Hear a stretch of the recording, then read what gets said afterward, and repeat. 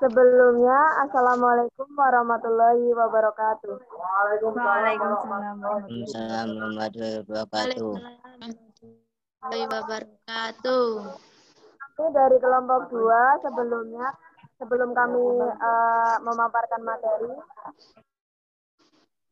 kami beranggotakan yang pertama Nur Laila Rahmawati, yang kedua Rahmat Budi Raharjo, yang ketiga Sita Kumalasari, yang keempat Nur Aini, yang kelima Siti Agustin, yang keenam Wasis Nur Hantanto, dan yang terakhir Susan Bodi. Saya sendiri Siti Kumalasari sebagai moderator, Nur Laila Rahmawati, Rahmat Budi Raharjo, Sofia Nur Aini, Siti Agustin, Wasis, dan Wildan Bosi sebagai pemateri. Di sini kami akan memaparkan materi tentang asidi alkalimetri. Untuk pemateri yang pertama, Nur Laila Rahmawati, dipersilakan.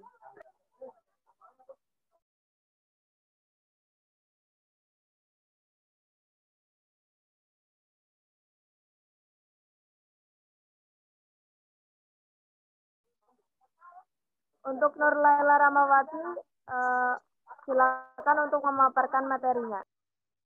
Asidi alkalimetri. Asidi alkalimetri atau lebih dikenal sebagai titrasi asam basa adalah teknik analisis kimia berupa titrasi yang menyangkut asam dan basa atau sering disebut titrasi asam basa.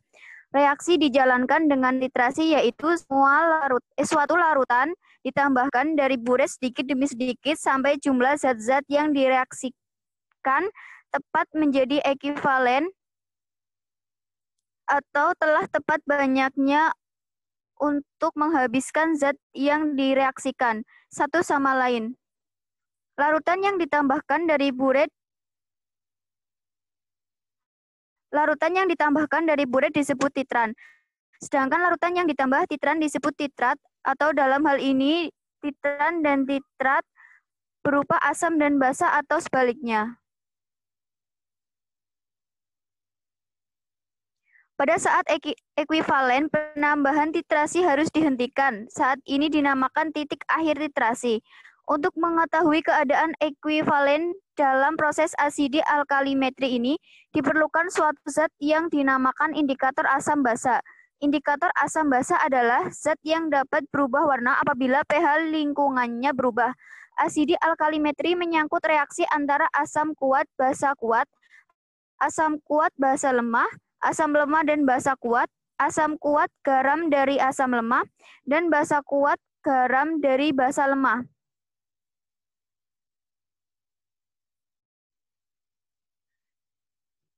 Berikut ini adalah tabel indikator asam basa. Nama indikator asam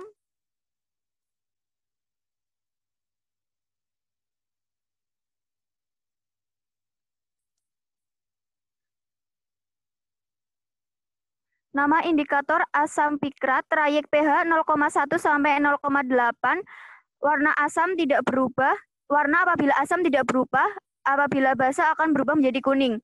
Yang kedua ada biru timol, trayek pH-nya 1,2 sampai 2,8, apabila asam berwarna merah dan basa berwarna kuning.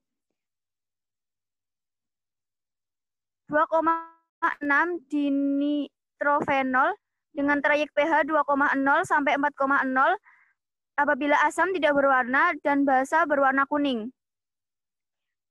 Kuning metil dengan trayek pH 2,9 sampai 4,0 dengan warna asam merah dan basanya berwarna kuning. Jingga metal dengan trayek pH 3,1 sampai 4,4 warna apabila asam merah dan apabila basa jingga. Hijau brom kresol dengan trayek pH 3,8 sampai 5,4 apabila asam berwarna merah dan basa berwarna biru. Merah metal dengan trayek pH 4,2 sampai 6,3 apabila asam berwarna merah dan basa berwarna kuning. Kemus, trayek pH 4,5 sampai 8,3 apabila asam berwarna merah dan basa berwarna biru. Purpur brom kresol dengan trayek pH 5,2 sampai 6,8 dengan warna apabila asam berwarna kuning dan basa berwarna ungu. Biru brontimol dengan trayek pH 6,0 sampai 7,6 apabila asam berwarna kuning dan basa berwarna biru. Merah fenol dengan trayek pH 6,4 sampai 8,0 apabila asam berwarna kuning dan apabila basa berwarna merah. P-alfa naftalein dengan trayek pH 7,0 sampai 9,0 apabila asam berwarna kuning dan basa berwarna biru.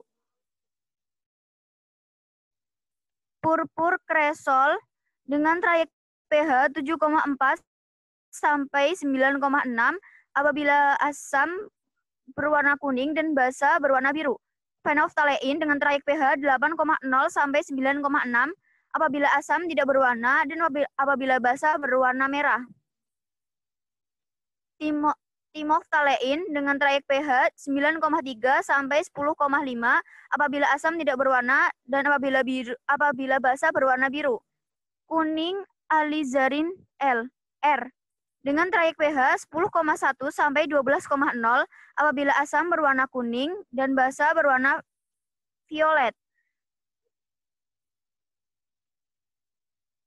Trinitrobenzen dengan trayek pH 12,0 sampai 14,0 apabila asam tidak berwarna dan apabila basa berwarna jingga.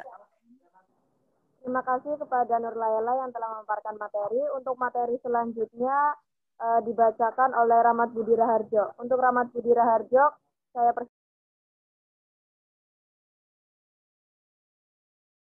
Ya, terima kasih kepada moderator. Pada saat terjadi perubahan warna indikator titrasi dihentikan indikator berubah warna pada saat titik ekuivalen. Pada titrasi asam basa dikenal dengan istilah ekuivalen dan titik akhir titrasi. Titik ekuivalen adalah titik pada proses titrasi ketika asam dan basa tepat habis bereaksi. Untuk mengetahui titik ekuivalen digunakan indikator saat perubahan warna terjadi saat itu disebut titik akhir titrasi. Sukmaria 1990. Alkalimetri dan asidimetri. Alkalimetri dan asidimetri adalah jenis analisis volumetrik yang menjadi reaksi fundamental dalam suatu reaksi neutralisasi. Alkalimetri merupakan analisis khusus menggunakan titrasi asam basa untuk menentukan konsentrasi basa atau alkalin. Asidimetri terkadang dieca asidometri. Adalah konsep serupa yang merupakan analisis khusus menggunakan titrasi asam basa, tetapi untuk zat asam.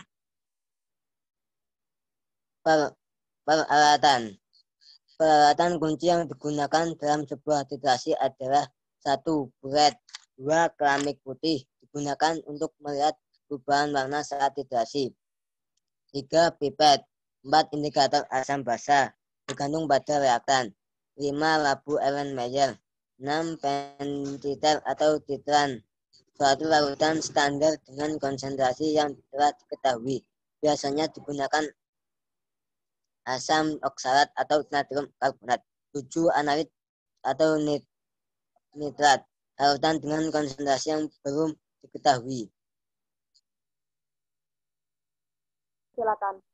Terima kasih kepada Rahmat Budi Raharjo yang telah menyampaikan materinya. Kemudian untuk materi selanjutnya akan dibacakan oleh Sofia Nur Aini. Untuk Sofia Nur Aini, saya persilakan.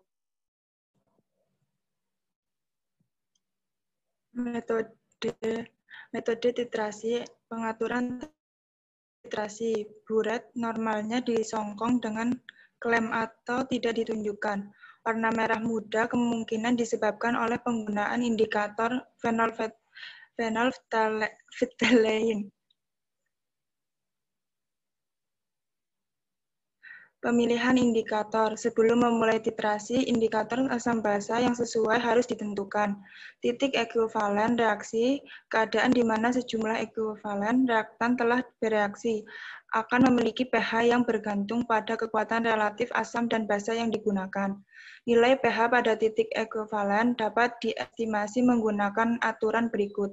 Yang pertama, asam kuat akan bereaksi dengan basa kuat membentuk larutan netral.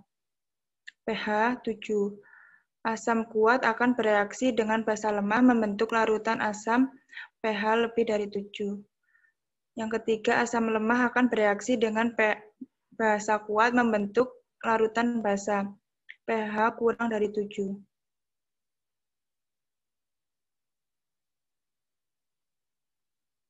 Ketika larutan asam lemah bereaksi dengan basa lemah, larutan titik ekuivalen akan bersifat basa. Jika kebasaannya cukup kuat serta bersifat asam, jika keasamannya cukup kuat, jika kedua sama kuat, maka pH ekuivalen akan netral. Tetapi asam lemah tidak selalu dititrasi dengan basa lemah, karena perubahan warna yang ditunjukkan oleh indikator terkadang sangat cepat, sehingga karenanya sangat sulit bagi pengamat untuk melihat perubahan warna tersebut. Terima kasih kepada Sofia yang telah membacakan materinya. Untuk materi selanjutnya akan dibacakan oleh Susi Agustina. Pada Susi Agustina. Baik, terima kasih kepada moderator. Selanjutnya, keadaan di mana indikator mengalami perubahan warna disebut sebagai titik akhir titrasi. Suatu indikator yang sesuai harus dipilih. Lebih disukai indikator yang akan mengalami perubahan warna atau titik akhir titrasi yang terdekat dengan titik ekuivalen titrasi. Titrasi asam basa dilakukan dengan indikator bromotimol biru untuk titrasi asam kuat dan asam lemah. Indikator phenolphthalein untuk titrasi asam lemah dan basa kuat, dan metil jingga untuk titrasi asam kuat dan basa lemah. Jika basa berada di luar rentang pH indikator-indikator tersebut, misalnya basa dengan pH lebih dari 13,5 dan asam dengan pH lebih dari 5,5, dapat digunakan indikator alizarin kuning. Sementara itu, jika asam di luar rentang pH misalnya pH kurang dari 0,5 dan basa dengan pH kurang dari 8,5, indikator timol biru dapat digunakan.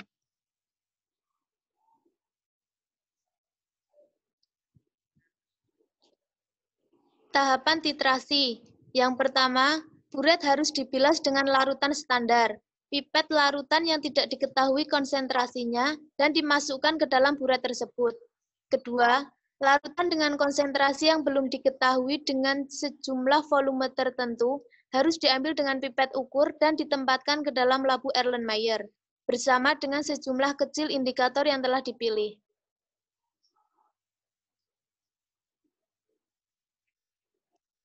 Larutan yang telah diketahui konsentrasinya kemudian harus dikeluarkan dari buret ke dalam labu Erlenmeyer. Pada tahap ini, perkiraan kasar jumlah larutan dibutuhkan untuk menetralisasi larutan dengan konsentrasi yang belum diketahui. Larutan dibiarkan keluar dari buret sampai indikator berubah warna dan nilai pada buret harus dicatat. Nilai tersebut dicatat sebagai volume kasar titrasi dan harus dikeluarkan dari perhitungan apapun. Saya persilakan. Terima kasih kepada Susi Agustina yang telah memaparkan materinya. Untuk materi selanjutnya akan dibacakan oleh Wildan Gosi. Kepada Saudara Wildan Gosi, saya persilakan.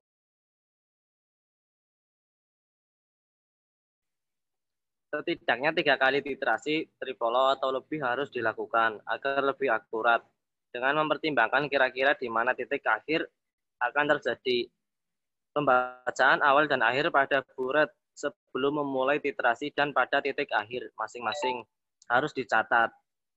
Menggunakan volume awal dari volume akhir akan menghasilkan jumlah titran digunakan untuk mencapai titik akhir. Titik akhir mencapai hanya ketika indikator berubah warna secara permanen.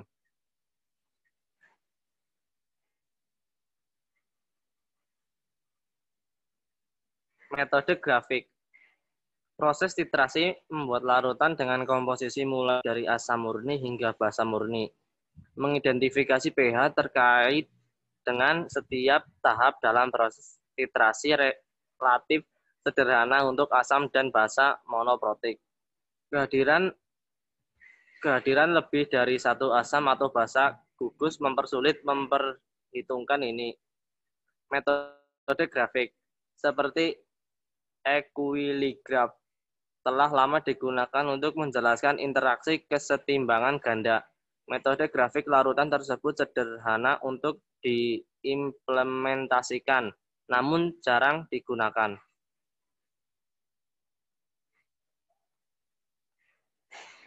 Pada grafik di samping, ambil contoh 25 mili larutan HNO3 0,1 mili 0,1 M dengan 0,1 larutan NaOH hingga ditetesi sampai 50 ml. Sedikit demi sedikit dari tabel bisa disimpulkan. Mula-mula pH larutan naik sedikit demi sedikit. Tidak terjadi lonjakan, tetapi perubahan yang cukup drastis terjadi di titik ekuivalen. Nah, pada saat penambahan larutan NaOH sebesar 25 mili, titik ekuivalen tercapai. Kurva tersebut memperlihatkan bahwa terjadi perubahan pH dari sekitar 4 hingga mencapai 9,8. 2. pH larutan pada saat asam dan basa tepat habis bereaksi pada saat pH 7 atau netral. Indikator yang cocok pada kurva ini adalah metil merah, bromtimol biru, dan fenol phtalein mengalami perubahan warna pada sekitar titik ekuivalen. Terima kasih kepada Saudara Wildan Gosi yang telah memaparkan materinya. Untuk materi selanjutnya akan dibacakan oleh saya sendiri. Di sini ada contoh kurva titrasi asam lemah oleh basa kuat. Pada kurva titrasi di atas, ambil contoh titrasi larutan HCOH dengan konsentrasi 0,1 mol, dengan larutan NaOH dengan konsentrasi 0,1 mol. Pada titrasi ini, perubahan pH paling signifikan terjadi antara 7 kurang dari pH kurang dari 10, karena pengaruh penambahan basa kuat kepada asam lemah. pH lebih dari 7 dan pH kurang dari 7, yang menyebabkan pH di atas 7. Nah, pada titrasi ini, indikator yang paling tepat adalah fenol phtalein.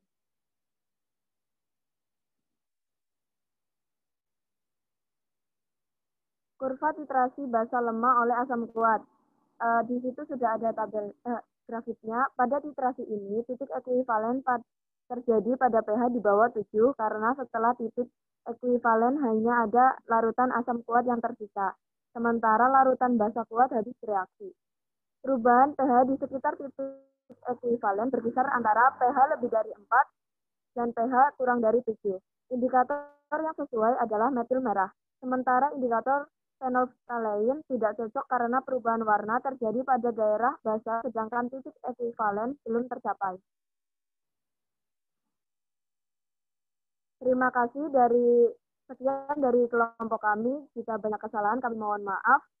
Wassalamualaikum warahmatullahi wabarakatuh. Waalaikumsalam warahmatullahi wabarakatuh.